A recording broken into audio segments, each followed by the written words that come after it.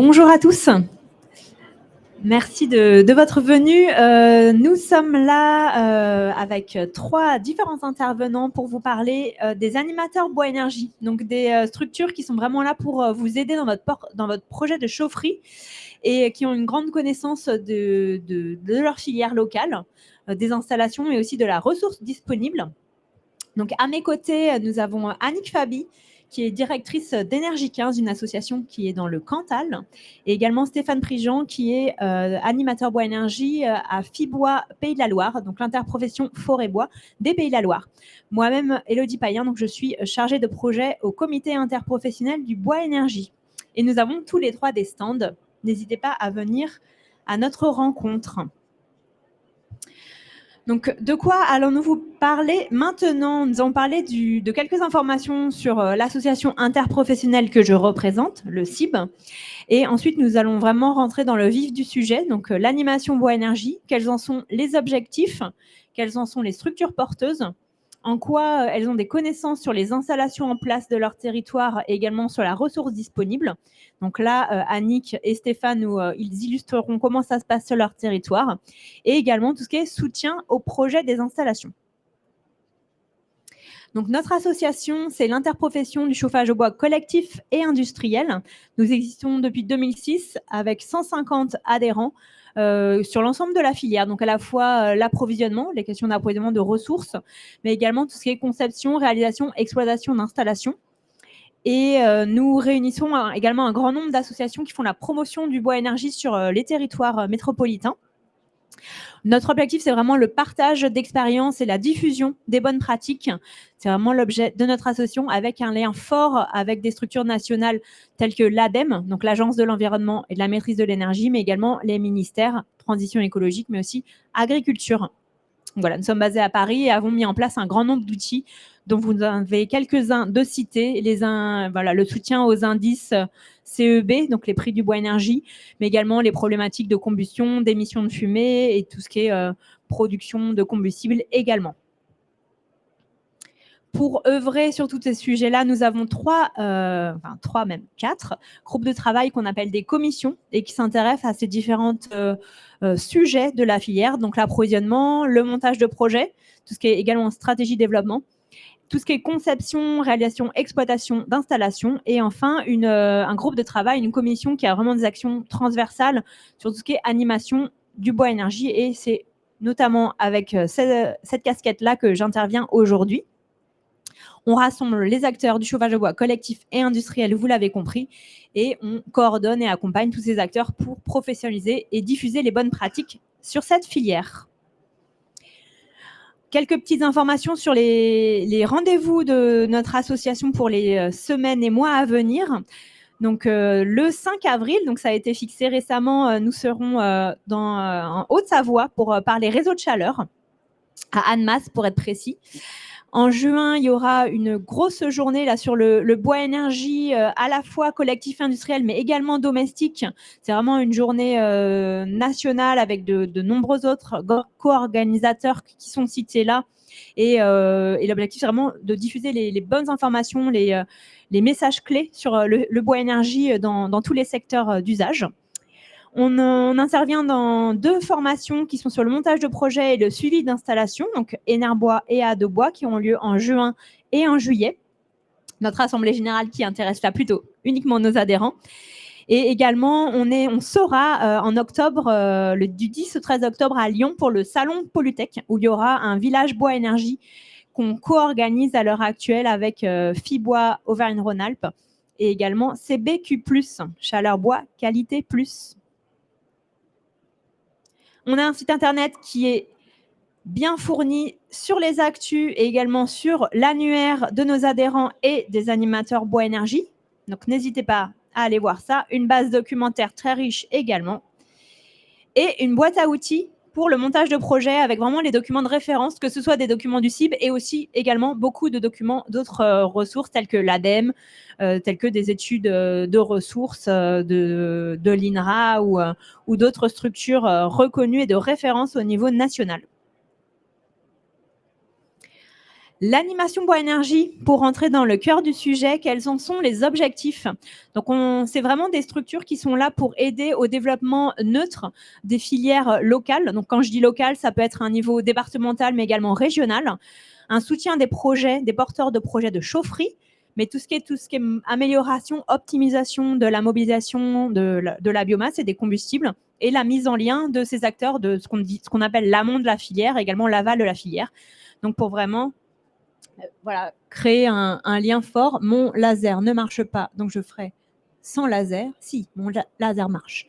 Donc là, on a la pro et on a les chaufferies. Et l'objectif, c'est vraiment un lien fort de ces différents morceaux, on va dire, de la filière pour vraiment créer du lien. Des engrenages, exactement, de bons engrenages dans la filière pour créer du lien dans toute cette filière riche.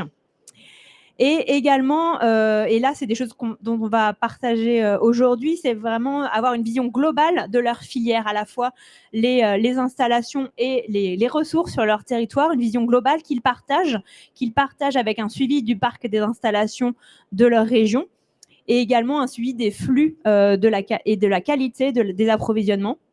Les animateurs bois-énergie sont aussi très souvent impliqués dans les différentes stratégies locales de développement, les schémas régionaux biomasse, par exemple, ou les schémas qualité de l'air ou climat, air, énergie. Donc, on est sur des implications dans différents secteurs et politiques de développement régional et départemental de la chaleur renouvelable et du bois-énergie en particulier.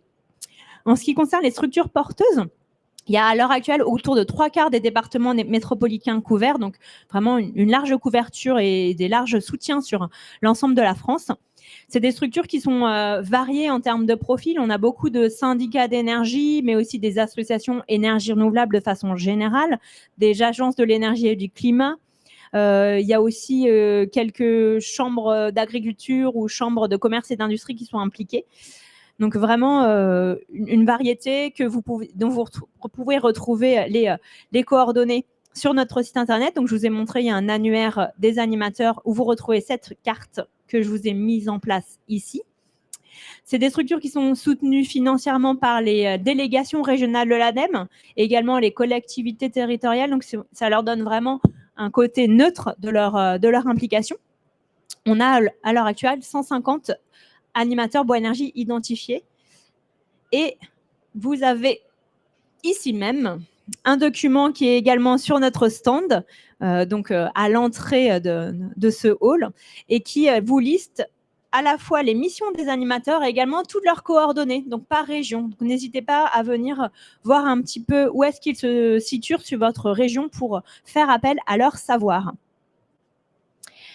Si on fait un petit focus sur le type de soutien apporté au projet, donc là, vous avez les différents avancements d'un projet à partir de l'idée jusqu'à la gestion d'installation. Un animateur bois-énergie va être amené à interagir avec le porteur de projet à différents niveaux d'avancement, donc que ce soit au tout début du projet en fournissant des premières informations sur le combustible, sur les acteurs en place, mais également à fournir des cahiers des charges pour mettre en place des études de faisabilité, par exemple. Vous indiquez les dossiers de financement à compléter, les aides financières existantes sur votre région, et mettre en place des pré-études de faisabilité, ou qu'on appelle aussi des notes d'opportunité. Donc, un premier chiffrage de votre projet de chaufferie pour savoir voilà, le type de puissance dont vous allez avoir besoin, le type de combustible, combien ça peut vous coûter, et la rentabilité sur votre installation, enfin projet d'installation. Et une fois que vous avez plus avancé dans le projet, que l'étude de faisabilité est montée, là, l'animateur bois-énergie va être en capacité de vous aider à identifier les différents types de montages juridiques et financiers qui peuvent exister, et identifier comment mettre un contrat d'approvisionnement en place, quels sont les acteurs qui peuvent vous fournir le combustible pertinent pour votre installation. Et enfin, une fois que l'installation tourne, eh bien, l'animateur va être en capacité de vous soutenir au suivi de l'installation, les indicateurs à bien suivre, vous mettre bien au courant de l'évolution de la réglementation également. Et en termes de qualité de combustible, là, c'est Annie qui va pouvoir nous en dire plus tout à l'heure, vous aider au suivi de l'humidité, de la qualité, de la granulométrie, et des différents types de certifications qui peuvent exister sur vos territoires. Et là, je vais laisser la parole donc, à Stéphane Prigent, qui va pouvoir vous en dire plus et de façon plus concrète encore sur le soutien au projet de chaufferie. Merci Elodie. Donc effectivement, donc Stéphane Prigent, Philippe Pays de la Loire. Là, on va détailler en fait un exemple. On a pris un exemple des nombreuses chaufferies bois déchiqueté qui sont développées dans la région Pays de la Loire. Et l'idée, c'était de détailler ce que vient de dire Elodie en prenant cet exemple. Donc, si on prend cet exemple, justement, on a choisi un des derniers qu'on a fait. Et d'ailleurs, c'est moi qui ai la télécommande. Un des derniers qu'on a accompagné, qu'on a suivi. Alors, pour le coup, dessus, il y a toute une équipe qui a travaillé du bureau d'études, de la collectivité. Nous, on est venu à des moments, ponctuellement, au besoin. Cet exemple-là peut être, comment dire, transposer sur des exemples d'entreprises, des exemples. Alors, un projet de réseau de chaleur, il y a quand même quelques étapes et quelques points qui sont qui peuvent être particulièrement stressants pour une collectivité. Pour une entreprise, il y a quand même un peu moins d'étapes stressantes. Cela dit, on va les accompagner de la même façon. Donc, vous voyez, ce projet sur le réseau de chaleur de Donges, ça a commencé, on peut dire que nous, en tout cas, on a commencé les réflexions autour de 2016 pour aboutir à un projet en 2021. C'est un réseau de chaleur, c'est un peu plus long que d'autres projets. Et pendant toutes les étapes de ce projet-là, potentiellement, on peut nous appeler pour nous demander une aide. Alors, une aide, un document, un type de document qu'on va pouvoir fournir, un exemple, quoi. On va pouvoir renvoyer vers les personnes qui vont être les bonnes ressources à contacter pour continuer à avancer dans son projet. Si on part depuis le début, en fait, alors je vous ai mis quelques détails sur ce réseau de chaleur pour poser quelques ordres de grandeur en termes de puissance et en termes de consommation. Mais déjà, dès le début, on va essayer, nous, d'initier les projets. Ça veut dire que sur un territoire, alors quand on parle des collectivités notamment, mais ça peut être aussi pour des entreprises, on va faire de la prospection pour expliquer, là, vous avez a priori un projet bois potentiellement intéressant parce que vous avez beaucoup de ressources, parce que vous avez, je sais pas, une consommation qui n'est pas intermittente, parce que vous êtes une taille de ville où en général il y a moyen de faire un réseau de chaleur. Bref, on va avoir nous un certain nombre d'éléments qui vont nous permettre de pas tirer dans tous les sens et d'aller d'abord vers les structures où une chaudière bois pourrait être intéressante. Et ensuite, si c'est nécessaire, on fait nous-mêmes une petite étude. Nous, dans le réseau, on fait en Pays de la Loire, en fait, concrètement, depuis quelques temps, c'est directement dans 3 départements. C'est les syndicats d'énergie qui vont faire cette étude pour vous, cette note d'opportunité. Et puis, dans un second temps, on verra après pour l'étude de FESA, mais voilà, dans un premier temps, on vous donne une première vision comme ça sans que ça vous coûte de l'argent pour le coup, parce que la note d'opportunité et le travail avec les animateurs est gratuit. Ça, je ne sais pas si c'est d'ailleurs systématique, mais en tout cas, en Pays de la Loire, c'est gratuit. Chez toi, c'est pas gratuit. Voilà, effectivement, là, voilà, au niveau des financements, c'est pas pareil partout. Voilà. Donc chez nous, étant donné qu'on est encore soutenu par l'ADEME complètement, tout le territoire de la région Pays de la Loire est soutenu et il y a un animateur qui est votre référent, et ben, toutes ces étapes-là ne vous coûtent rien. C'est un mode de financement de cette énergie renouvelable que l'ADEME a trouvé, c'est de financer le réseau des animateurs. Donc ensuite, quand on veut faire l'étude de faisabilité, nous, on a par exemple des cahiers des charges, en faire des modèles de cahiers des charges. Si vous ne savez pas du tout comment commencer à l'écrire, on a quelques modèles qui ont été faits soit par le CIB pour la plaquette, soit par Propolet pour le granulé. On va vous les mettre à disposition et puis vous allez regarder un peu cet exemple et on va vous aider à le remplir, quoi. Et puis ensuite, effectivement, cette étude de FESA, il y a déjà des aides financières qui peuvent être assez importantes. Sur les réseaux de chaleur, ça peut même aller jusqu'à 90% dans certains des cas. Donc en gros, l'ADEME vous encourage à faire cette étude qui ne vous coûte le moins d'argent possible pour savoir si derrière, il y a effectivement la nécessité d'aller vers l'intérêt d'aller vers un projet bois. On peut effectivement donner un avis sur l'étude, c'est-à-dire qu'il y a plein de bureaux d'études qui existent. Il y en a qui sont spécialisés sur le bois, qui vont être très bons, qui vont être tout de suite pertinents, et puis d'autres qui commencent, qui débutent. Étant donné qu'on a vu un certain nombre de projets, on va pouvoir avoir comme ça quelques points d'importance à vous noter. Un petit point aussi qui est systématique autour des aides financières, toujours faire des demandes d'aide financière avant de commencer les projets. Et pareil, demander le plus tôt possible à un animateur de vérifier les points de votre dossier pour être sûr de ne pas aller dans la mauvaise direction, quoi.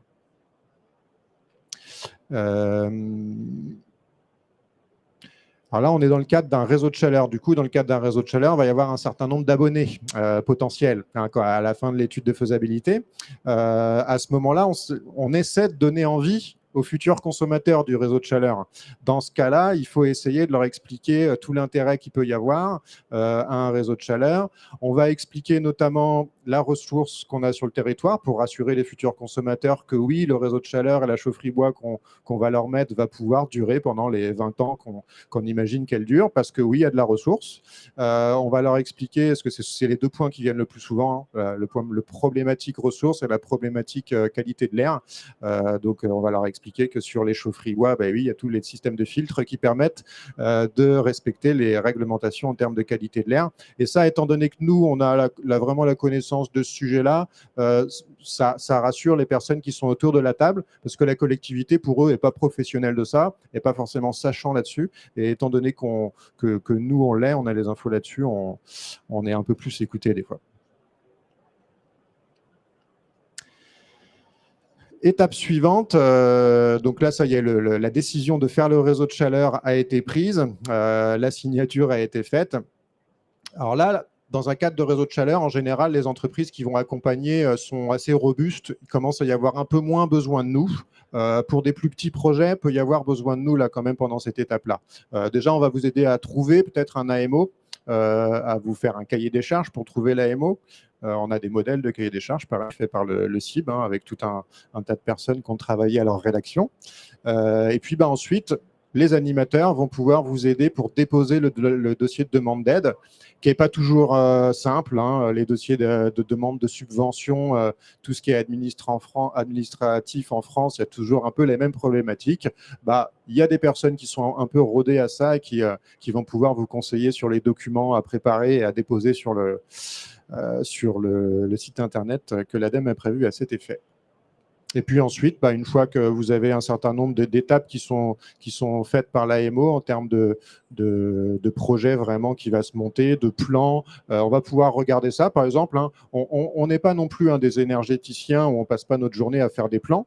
Par contre, on va avoir un regard sur l'approvisionnement. L'approvisionnement, étant donné que l'animateur, il est vraiment entre le bureau d'études, le constructeur, celui qui fait la ressource en bois, celui qui fait le bois déchiqueté, on va comprendre les intérêts de tout le monde. Par exemple, sur une chaufferie bois, on va des fois voir que là, pour la livraison, le rayon de braquage du camion qui va livrer, il n'y est pas. Et du coup, quand on arrive à lever ce problème-là avant que tout soit signé, en général, ça règle quelques problèmes, quoi. Pareil, hein, le lien avec les approvisionneurs, effectivement, hein, le contrat d'approvisionnement, il y a des modèles. À la réception du projet, on sait qu'il y a un certain nombre de petits couacs qui peuvent être évités en vérifiant quelques éléments. Des fois, c'est aussi bête que comment on va évacuer le bac à cendres. Le bac à cendres dans une chaufferie, il faut le sortir de la chaufferie. Des fois, jusqu'à la livraison, le problème n'a pas été complètement réglé. Il est temps de le régler au moins au moment où il y a encore l'installateur qui est sur place et où on peut encore trouver des solutions adaptées, quoi. Voilà. Et donc sur le suivi, on ne le fait pas toujours parce que ce n'est pas toujours nécessaire, mais c'est vrai qu'on se rend compte au niveau de l'ADEME et de la filière nationale bois-énergie que c'est une très bonne énergie renouvelable, qu'il y a une partie de la pollution cependant de cette énergie qui est dans la combustion du bois. Et si on ne prête pas attention à cette combustion dans nos chaufferies bois, on peut facilement avoir des dérives, avoir une chaudière qui est mal réglée, avoir une chaudière qui surconsomme un peu et qui pollue aussi un peu plus que ce qui est prévu. Donc là aussi, on peut aider, hein, parce que c'est pas très compliqué. Il y a des petits éléments de suivi qui ont été faits par les animateurs partout en France pour que assez facilement on arrive à détecter des dérives en termes de surconsommation, la qualité des cendres. Ça va nous donner un élément sur comment la combustion se passe dans cette chaudière-là. Donc voilà, on peut vous aider si le besoin se fait sentir pour bien suivre la chaudière. Donc là, on avait pris un exemple, hein, d'accompagnement d'un projet. Il y a plein d'autres choses que les animateurs peuvent faire. Alors du coup, j'ai choisi de vous montrer en 3 diapos quelques actions qu'on peut aussi faire sur les territoires. En l'occurrence, dans la région, une des choses, un des travaux sur lesquels j'ai eu à me pencher ces dernières années, c'est sur le travail sur le schéma régional biomasse. Donc collectivement, dans la région, avec l'ADEME, la région, l'ADREAL, l'ONF, tout plein d'acteurs de la filière bois, on a travaillé pour pouvoir expliquer si oui ou non il y avait de la ressource, qu'est-ce que c'était cette ressource sur le territoire, quelle quantité on pouvait aller chercher sans abîmer le côté renouvelable de cette filière et sans trop toucher à la biodiversité. Et on en est arrivé à un chiffre qui nous permet de dire officiellement en Pays de la Loire qu'on a du bois, on peut développer des chaufferies bois collectives sans trop de problèmes. En gros, on consomme 600 000 tonnes de bois dans la région. Et le schéma régional biomasse nous a dit qu'on pouvait aller en chercher 700 000 de plus. Ces 600 000 tonnes, ça a mis 20 ans à se faire. 20 ans avec 490 chaufferies aujourd'hui. Donc, les 700 000 tonnes de dispo qu'on a encore à venir, ça nous pousse à dire qu'aujourd'hui, on peut y aller, on peut développer des projets. Il n'y a que les énormes projets où là, il y a la commission régionale bois-énergie qui va se réunir avec l'ADEME, l'ADREAL, la région, nous éventuellement, pour dire sur les énormes projets si ça peut causer problème au niveau des ressources. Quand même. Le genre d'animation qu'on peut faire, c'est aller sensibiliser les maîtres d'ouvrage, notamment les collectivités, mais les entreprises aussi. Il y a 2 semaines, on a été voir les entreprises industrie agroalimentaire avec l'ADEME et tout un groupement pour essayer de leur expliquer toutes les possibilités des chaufferies bois, mais il y avait aussi le solaire thermique et la géothermie. Ça va être des visites de chaufferie pour montrer ce que c'est, ces outils-là. Donc, on va se trouver si on a des demandes particulières, on va essayer de trouver une chaufferie qui correspond à peu près et aller vers cette chaufferie-là. Et puis sinon, quand on sait qu'il y a des éléments qui marchent bien à certains endroits, qui sont vraiment des outils à reproduire, on va essayer d'aller faire visiter ceux-là. On organise des formations, un peu comme le CIB le fait au niveau national, on le fait au niveau régional, voilà, pour aider à ce que les personnes qui gèrent des chaufferies bois, qui ne sont pas forcément des spécialistes à la base, sur un lycée par exemple, on va mettre le spécialiste du chauffage que la région a de disponible. Et puis s'il n'est pas formé au bois, il va quand même falloir qu'il y aille. Donc nous, on propose des petites formations d'1 ou 2 journées qui permettent déjà de commencer à comprendre le sujet. Et puis là, par exemple, un des derniers sujets qu'on est en train de faire avec les structures d'énergie partagée de la région, c'est de créer un acteur pour répondre à certains types de projets. Il y a un peu un trou dans la raquette pour les projets de petite et moyenne puissance. Et on a ressenti le besoin de créer un acteur qui peut aller là-dessus et faire intervenir plus de citoyens dans les projets. Voilà le genre d'exemple qu'on fait. Et puis, pour aider les professionnels, on est quand même aussi le lien avec les professionnels. Ceux qui fabriquent la ressource, on va les aider à mieux faire la ressource, à la faire adapter aux chaudières qu'il y a besoin, diffuser les listings de tous ces fournisseurs, parce qu'en général, ceux qui ont une chaufferie veulent aller chercher le bois au plus proche. Et étant donné qu'il y en a quand même pas mal sur les territoires, c'est bien de les connaître pour qu'ils puissent être interrogés et faire des offres. Voilà. Je crois que c'est tout pour moi. Ouais, c'est tout. Merci beaucoup Stéphane. Donc là, on était vraiment sur un focus sur le soutien au projet et donc on avait un exemple de réseau de chaleur. Et là, il y a aussi une autre corde à l'arc des animateurs, c'est vraiment l'aspect suivi de la ressource disponible localement. Donc répondre, informer sur les combustibles locaux, où est la ressource, quelles sont ses caractéristiques, où sont les approvisionneurs, quelle localisation, quel type de combustible, quelle plateforme en place.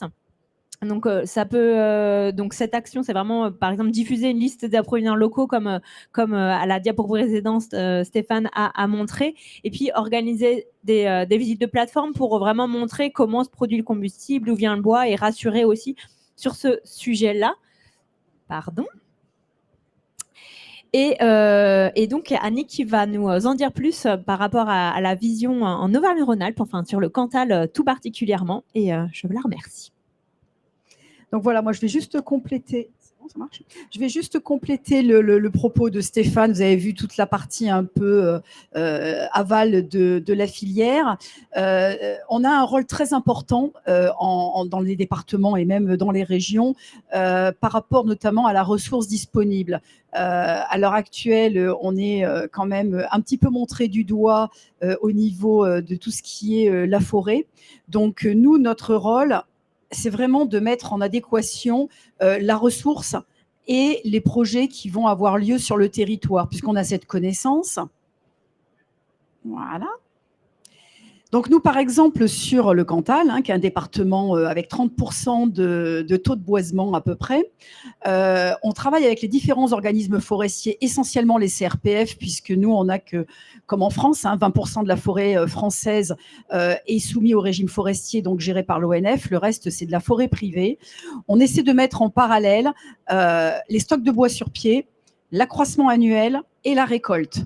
On parle bien de la récolte bois, puisque on le souligne et on le ressouligne quand on est animateur, le bois énergie n'est que le sous-produit de la filière bois. C'est-à-dire que la finalité de la forêt, c'est pas de faire du bois énergie, c'est de faire du bois d'œuvre. C'est ce qui est le plus rémunérateur pour un propriétaire et c'est quand même la finalité du bois.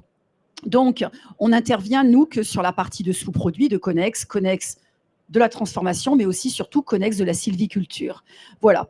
Donc, nous, où on est systématiquement stigmatisé sur les projets bois énergie, notamment sur les gros projets où on nous dit vous allez couper la forêt à blanc. On explique par exemple que nous, de notre côté, la forêt cantalienne, elle produit 7 mètres cubes par hectare et par an et qu'on n'en récolte que de 2 à 4. Même si on ne pourra pas tout récolter, on sait qu'on a une large majorité, on a une large progression à faire et que surtout, plus on exploitera du bois d'œuvre, plus on se fera de la ressource locale, plus on fera de la richesse locale, plus on fera d'emplois local et que le bois énergie n'est que ce sous-produit.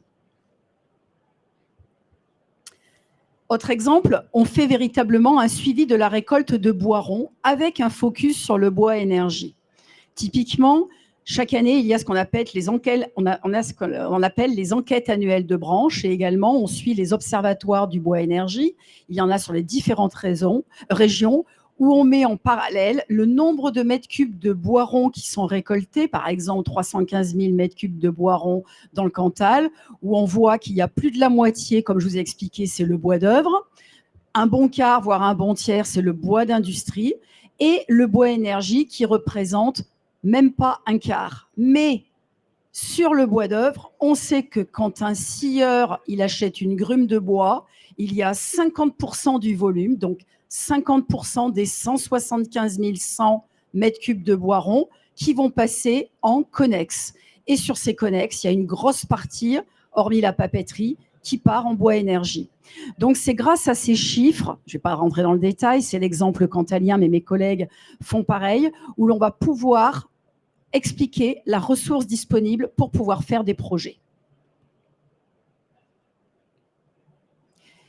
Très rapidement, là aussi, c'est un tableur. Les observatoires que l'on fait, nous, très localement, entre les besoins de chaufferie et la production locale, il ne faut pas s'attacher aux chiffres, c'est un exemple. On n'a pas besoin de 50 000 chiffres, c'est de mettre en parallèle les tonnages qui sont vendus par les producteurs locaux, la consommation locale qu'il y a à la fois en granulés de bois et en bois déchiqueté, et le nombre de chaufferies qui sont en projet ou existants. Et c'est vraiment notre rôle d'observateurs locaux. Nous, on a cette chance d'être véritablement micro, c'est-à-dire sur un département. Et puis ensuite, on a des organismes et on en réfère à des organismes régionaux. Et ensuite, on est bien sûr partenaire du CIB pour pouvoir faire remonter ces chiffres au niveau national, selon les différents taux de boisement de chaque département. On est véritablement les observateurs locaux qui connaissons tous les projets bois énergie, comme l'a expliqué mon collègue, depuis le démarrage jusqu'à la forêt, ou de la forêt jusqu'à la cendre. Au niveau de l'accompagnement de tout ce qui est approvisionnement, donc vous avez vu, on est en amont sur toute la problématique de la ressource. On est surtout là aussi au niveau pédagogique pour expliquer à la fois aux élus, aux différents politiques, mais aussi aux entreprises, la ressource. Et on va être également là, comme l'a expliqué un peu aussi Stéphane, à tous les différents stades de l'approvisionnement, c'est-à-dire du contrat d'approvisionnement, mais aussi structurer l'approvisionnement, regrouper les professionnels présents, que ce soit les agriculteurs, les scieurs, les différents acteurs locaux qui dépendent d'un département ou d'un autre. On va être là aussi pour suivre avec le CIB tout ce qui est les problématiques de conjoncture qui sont très prégnants à l'heure actuelle, notamment avec les révisions de prix, essayer de faire suivre des indices de prix du bois. On n'a pas de rôle commercial, mais on est là pour apporter l'information à la fois aux professionnels du bois, mais également montrer aux vendeurs de chaleur les évolutions de prix et de mettre un petit peu tout ça en musique. Également, on est, nous, donc sur le Cantal, l'ex-région Auvergne, je suis également animatrice de la certification Chaleur Bois Qualité Plus, qui est une certification qui regroupe une centaine d'entreprises en France, qui est une certification ISO 9001, et où on va suivre et auditer et mettre en place tous les outils de cette certification qui englobe également la sortie de statut de déchets, notamment pour les bois de classe A que l'on peut brûler en chaufferie, et la certification durable PEFC. Et également, étant acteur du bois énergie pour ma part depuis plus de 23 ans et pour mes autres collègues, on a fini par monter un laboratoire qui est le laboratoire bois énergie, qui a un stand également ici, de contrôle de la qualité des combustibles bois, où l'on véritablement on fait un focus sur les problématiques spécifiques à la combustion bois. Et ça aussi, on travaille avec les animateurs bois énergie et le CIB pour justement avoir des rendus et faire évoluer cette qualité-là. Donc, juste pour terminer, c'est vrai que l'animateur bois énergie, c'est un peu la pièce centrale d'un gros puzzle. Merci beaucoup. Et là, donc, je voulais partager et compléter aussi donc, les missions de l'animateur bois énergie par rapport au développement et au partage de la vision globale sur son territoire, avec tout ce qui est suivi des installations sur son échelle d'action. Quelles sont les installations en place, quels sont les projets, et offrir vraiment de la visibilité, visibilité pour les financeurs, visibilité pour les collectivités locales.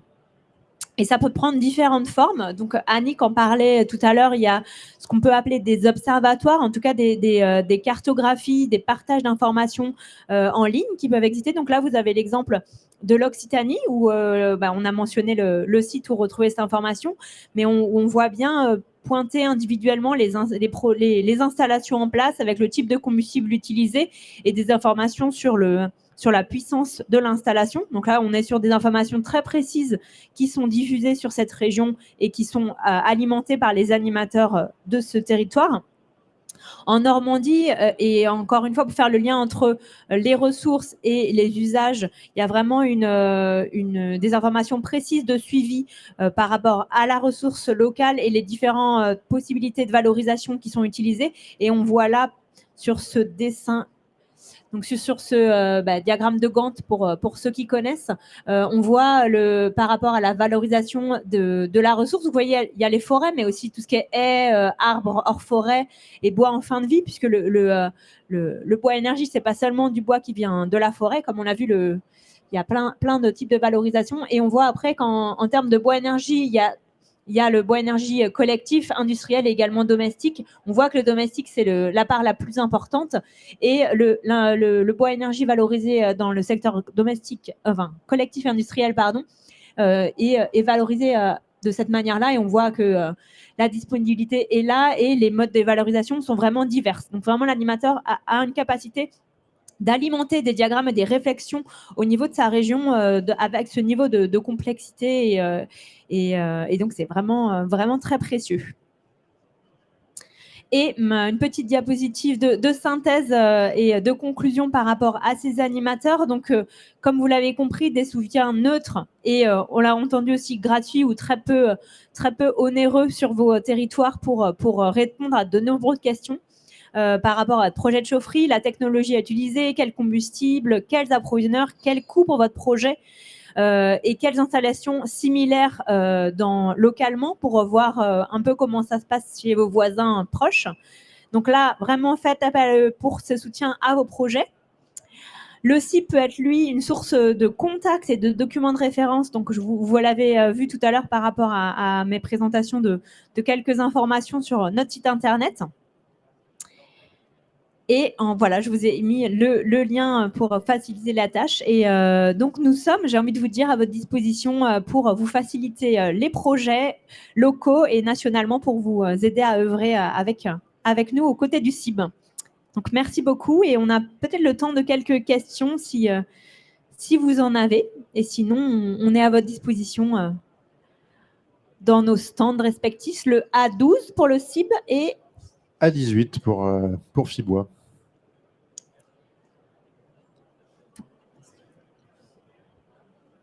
Bon, en général, le discours un peu général qu'on qu'on nous demande souvent quand on veut développer des chaufferies, c'est tout ce qu'on vous dit là sur nos ressources en bois, mais c'est vraiment vrai ce que vous nous dites. Nous, les chiffres officiels qu'on fait remonter, qu'on a de remonter, c'est cela. Et donc, effectivement, alors je dis officiel, en fait, les vrais chiffres, hein, puisqu'il y a plein de personnes qui travaillent à connaître la ressource en bois qu'il y a dans la forêt, la ressource en bois qu'il y a dans la haie, et ainsi de suite. Donc, ces chiffres-là, ils sont bien notés, ils sont remis à jour régulièrement. Et voilà. Et nous, en face, la consommation des chaufferies, celle-là, c'est nous qui la notons vraiment, donc on en est sûr pour le coup. Et donc, force est de constater que ça colle. Hein. On a la ressource largement de quoi en région Pays de la Loire. On a largement la ressource, mais on nous repose quand même régulièrement cette question. Et vous êtes sûr quand même Donc, il y a une question. Oui, merci pour votre présentation. Johan Daniel, entreprise ISO. Moi, j'avais une question, en fait. Est-ce que vous ressentez, par rapport aux animations que vous mettez en place, est-ce que vous ressentez que c'est un levier à l'action, entre guillemets, des responsables à mettre en place justement des actions de création de chaufferie, biomasse, etc. Bien sûr, j'allais dire, nous, ça fait plus de 25 ans qu'on œuvre sur un département rural qui s'appelle le Cantal. Hein. Si on n'avait pas été là, je pense qu'on aurait moins de la moitié des chaufferies existantes. À l'heure actuelle, et j'allais dire, c'est de pire en pire avec la simplification administrative à la française. Si on n'était pas là pour épauler un peu main dans la main un industriel qui veut arriver au bout, ou notamment un maire, que ce soit un petit maire rural comme un maire d'une ville, bien sûr, il y a des bureaux d'études, bien sûr, il y a des tas d'acteurs économiques, mais nous, on est avant et on est un peu la pièce centrale du puzzle qui mettons un petit peu tout ça en musique, parce que le bureau d'études, il va faire son étude, l'approvisionneur, il va répondre à un appel d'offres, le maître d'œuvre, il va répondre à un appel d'offres. Mais au travers de tout ça, il y a besoin d'énormément de communication. Et un maire, quelle que soit la grandeur de sa commune, il va être perdu au milieu de tout ça. Et nous, on va lui apporter les bonnes réponses, on va aller les chercher, grâce aux cibles notamment. À l'heure actuelle, la réglementation devient de plus en plus pointue, de plus en plus complexe. On va, entre guillemets, la prémâcher. On en parlait tout à l'heure avec une entreprise. Une entreprise, elle est la tête dans le guidon, que ce soit un bureau d'études, que ce soit un approvisionneur, ou un acteur économique, notamment si c'est un projet industriel, il ne va pas avoir le temps d'être partout. Et grâce au CIB et à notre réseau, hein, qui est un réseau monté par le CIB, on va faire cette action pédagogique et prémâcher ce renseignement. Ce que vous expliquez, Élodie, au départ, on a une base de données, on a énormément de renseignements. Tout ça devient pointu et on va pouvoir l'amener auprès du porteur de projet et lui simplifier. Parce que honnêtement, monter un projet, c'est de plus en plus compliqué. Que ce soit une chaudière de 10 kW comme une chaudière de 20 MW. Donc, effectivement, on a ce rôle et surtout un rôle précieux selon les financeurs. Nous, dans notre région, on n'est plus financé justement par l'ADEME. On a ce rôle précieux de n'avoir aucun rôle commercial et de ne pas avoir d'étiquette commerciale. Il est forcé de constater, c'est très bien, on n'est pas du tout contre et on travaille avec les grands groupes, on travaille avec les entreprises comme la vôtre sans aucun doute. Mais un maire, à l'heure actuelle, ou un industriel, il se dit oui, s'il me prêche telle parole, c'est que forcément, il a un intérêt commercial derrière. Nous, on n'est pas liés commercialement. Donc, on va travailler avec tout le monde et ça va aussi le rassurer et l'aider, je pense aussi, à arriver au bout d'un projet qui, des fois, est complexe à monter.